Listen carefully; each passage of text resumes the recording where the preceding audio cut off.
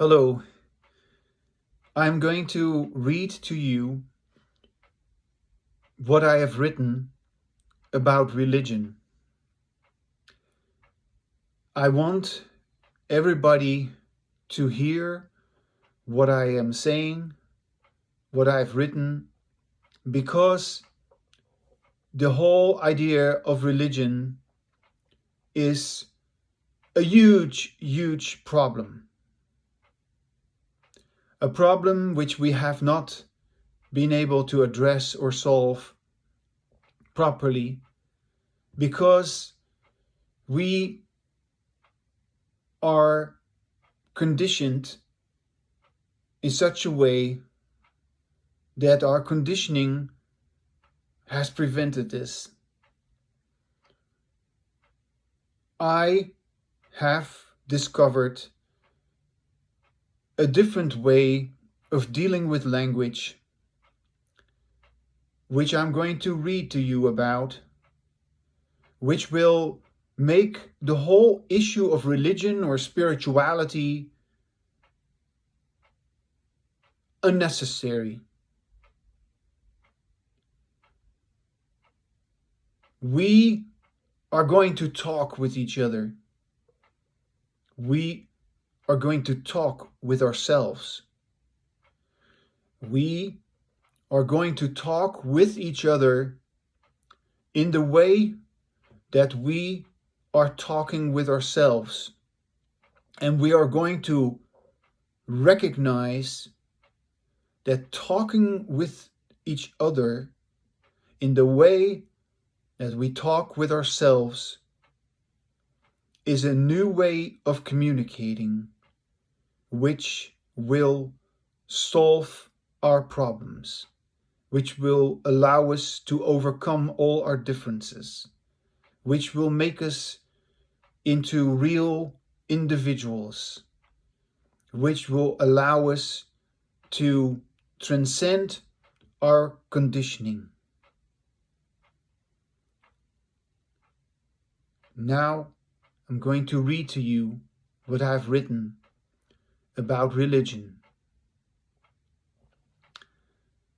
Those who have the courage to explore the great difference between their disembodied language and embodied language, they will have to admit that all of religion is complete and utter nonsense.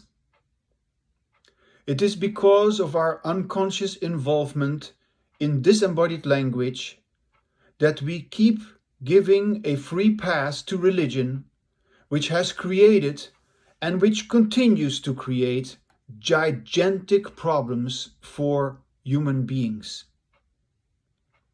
People talk about climate change, they talk about democracy, they talk about politics, they talk about diversity, equity, inclusion, but nobody objects to the stupidity and human tragedy which is maintained by our belief in a higher power.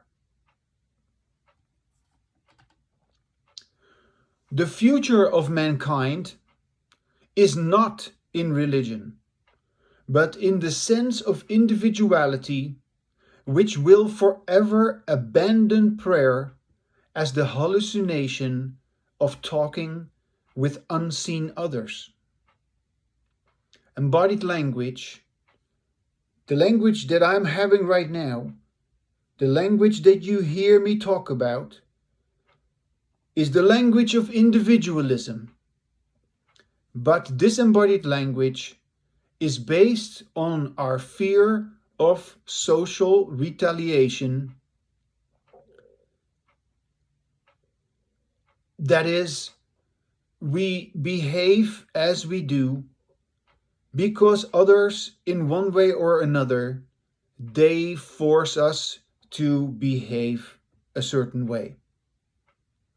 With embodied language, we behave differently because in embodied language, we ourselves have an awareness about why we behave as we do, why we want to continue to behave as we do, why there is no problem in behaving as we do. As I said, embodied language is the language of individualism, but disembodied language is group behavior, which makes it seem as if there is no need for embodied language. There's no need for individualism. Well, let me tell you, individualism is the future of mankind. Disembodied language is on its deathbed. Whether we know it or not, whether we accept it or not, whether we talk about it or not, whether we recognize it or not, our disembodied language, the language that we're all used to, is no longer tenable. It's no longer possible. It is exploding. It is inevitably resulting into the escalation that it always has escalated in. But due to our current state of affairs in the world, due to where we are right now, we have nuclear bombs, we have technology, we have we have such incredible ways of destroying ourselves and each other. Our disembodied language has no future. The way in which we have until now talked with each other, dealt with each other, dealt with our language, it is no longer possible. We will continue with it because it is our conditioning, but continuing with it is going to have disastrous consequences, as we already see happening and as we will continue to see happening. So I want to say once again, disembodied language is group behavior, which makes it seem as if there's no need for individualism. The individual has always been opposed by the group. And although Western societies have given rights to the individual, we have never yet identified, verbalized, articulated, emphasized, recognized the language of individualism, which is, of course, our embodied language. Disembodied language has always ridiculed, judged, disrespected, and completely rejected any attempt at embodied language.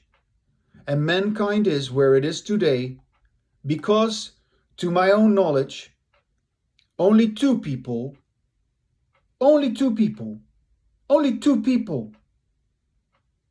me and my dear friend Annemiek in the Netherlands, we are the only two people who have truly investigated and experienced what it is like to continue with our embodied language. It's astonishing that nobody responds to our blog. Nobody responds to us. This is the situation of the world, ladies and gentlemen. I am having embodied language. Nobody is interested. No psychologists, no academic PhDs, nobody. No psychiatrists, no philosophers, no leaders who supposedly are leading us into something good. Nobody is interested. That's the situation we're in. There's only two people, me and Annemiek. Yeah. Only two people in the whole wide world are able to speak and write about their language enlightenment, because only myself and Annemiek possess the skill which is necessary. Yeah, the skill to continue with your embodied language. And the skill that I'm talking about, the embodied language that I'm talking about, has nothing to do with religion. Any kind of religious connotation prevents embodied language. In fact, all religion has made us literally believe that everything is okay without the skill. And it is precisely why we are ignorant about embodied language. And inadvertently, we engage in this superstitious, grandiose, ineffective, and highly problematic disembodied language. I was talking with someone yesterday morning as I was in the gym, a person that I sometimes talk with who is open to hearing what I have to say. And I was speaking with him about the problem of religion. We were basically talking about the fact that it is almost, Christmas and all that. What he was going to do with Christmas and how he's going to celebrate, and then I briefly spoke about the problem of religion, and I received the common feedback that anyone who criticizes religion is bound to get. Supposedly, we have to be respectful of a person's religion, and of course, it makes no sense to criticize or to oppose or to expose or to argue with those who believe in a non-existent deity who supposedly is more important than their own existence, because that's always what it is. Their illusion is more important than their reality. And while this person was talking with me, he, of course, accused me of, well, you seem kind of negative about people with their religion. Okay. Anyone who, like me, has become aware of his or her embodied language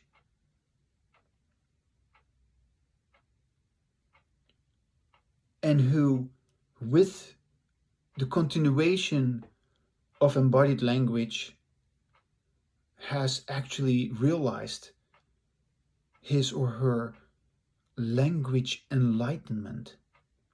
Anyone whose own language has revealed their own self-nature, any such person, like me, like Annemiek, they will have what can perhaps be described as positive negativity.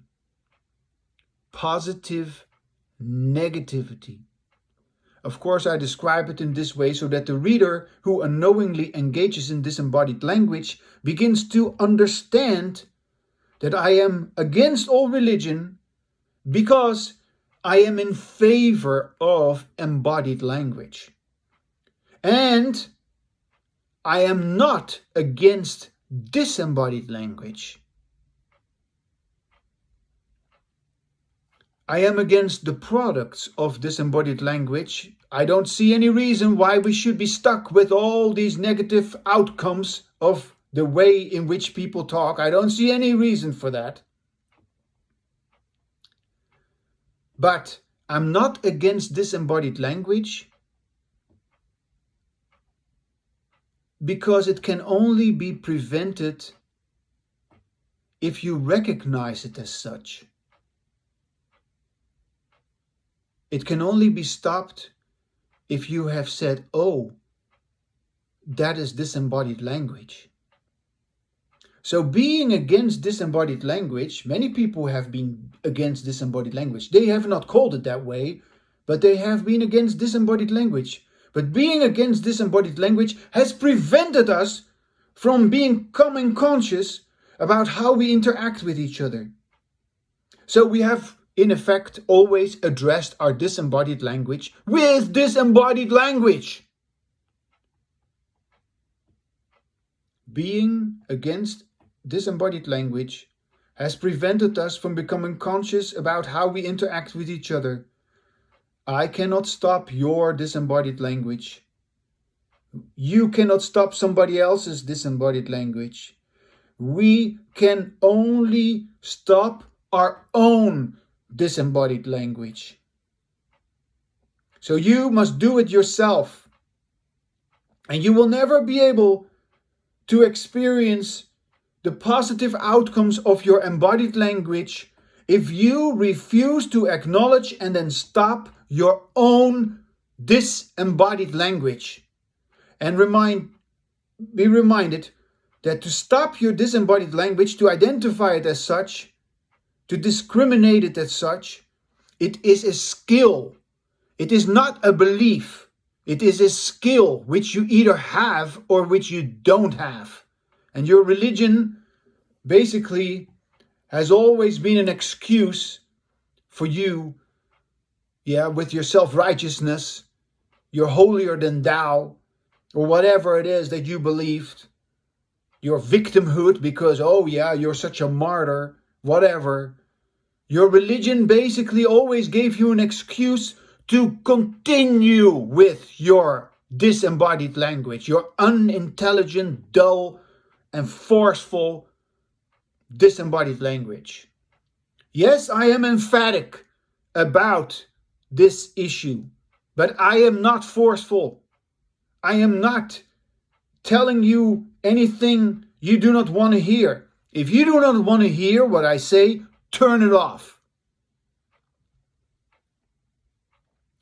What I'm talking about is embodied language.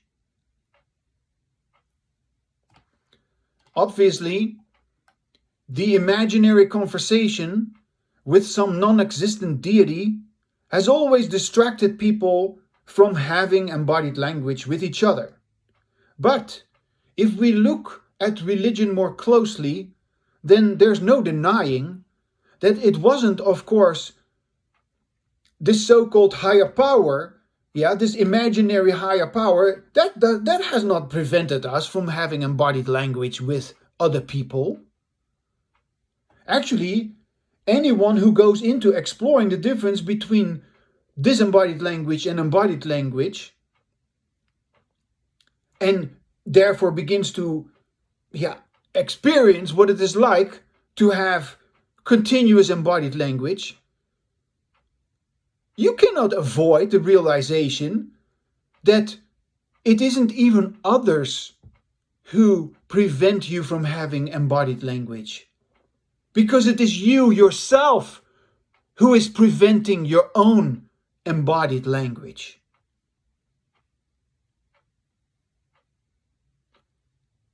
It is not other people who prevent you from having embodied language.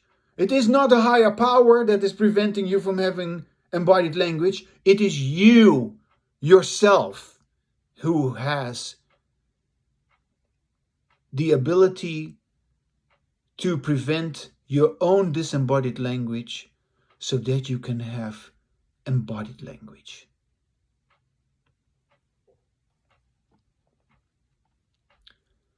And to reformulate what I just said, it is, of course, your identity or who you believe yourself to be. So who you believe yourself to be is also a belief, is also a religion. It is your identity which prevents us from having embodied language. And once we have ongoing embodied language, our belief in who we believed ourselves to be completely dissolves. Therefore, our false belief in some mystical higher power, like our belief in a fabricated behavior causing inner self or a mind, it all evaporates the moment we begin to value talking with ourselves as more important than talking with others. Yes, talking with others primarily means the continuation of our disembodied language, and talking with ourselves creates the possibility of finally stopping our own disembodied language and engaging in our own embodied language. Therefore, we need to talk with ourselves to differentiate between what is disembodied language and what is embodied language. And only we ourselves can say to ourselves what is our disembodied language and what is our embodied language. So, when we have ongoing embodied language, our so-called identity, who we believe to be, it completely transcends. But there are others, the so-called identity priests, who instill as well as reinforce our belief in who we believe to be. Everybody who is engaging in disembodied language does what I have just explained. Who we are is not a religion. It is only in the absence of our embodied language that we conjure all these constructs about ourselves which are absolutely wrong. We are, of course, also, along with all these false constructs, we are in complete denial of our mortality. And therefore we still imagine that we have an eternal soul which lives on after death, or which is reborn in some other weird kind of form. And all of this is merely to maintain the notion, the stubborn notion of some sort of immortality. We can supposedly live forever. Well, no, that's not true. We are going to die, just like everybody else. Regardless of whether we have built palaces, regardless of whether our armies won the battle and occupied a lot of land and made castles and whatnot and all kind of great buildings or great structures to immortalize us. No, we are mortals. And to be true to our own who we are, we have to have language that fits with who we are. And our disembodied language is in denial of our mortality. Yeah, not only that, we remain fearful of death, and that's why we hang on to all our false beliefs, to get some sort of false sense of security. We are not courageous enough to have embodied language, to strip away all these beliefs and to actually talk in such a way that we are truly ourselves, that we can hear we are ourselves, that we can hear and experience and feel that we embody our language.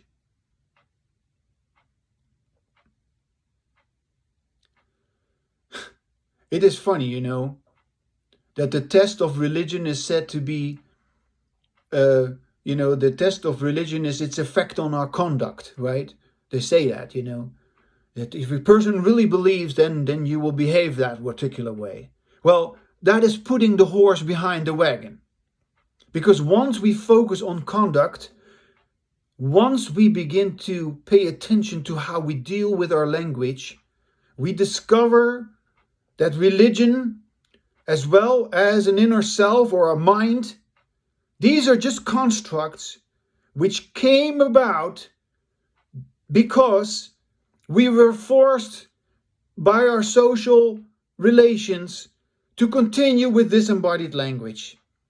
And therefore, we were never able to discover, to acknowledge, to explore, and to enjoy our embodied language. Our embodied language, which reveals our language enlightenment. And as I have said, and will repeat one more time, this language enlightenment has nothing to do with religion.